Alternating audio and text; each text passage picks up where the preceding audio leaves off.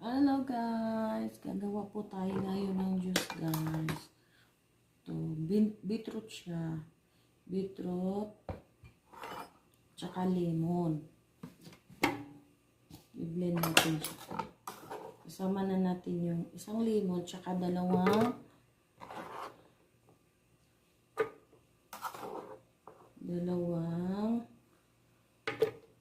beetroot.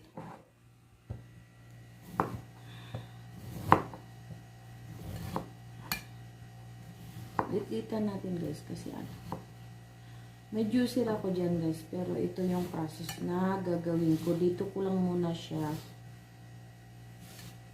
gagawin. Sa next kong video guys, doon ko siya sa juicer ko gagawin.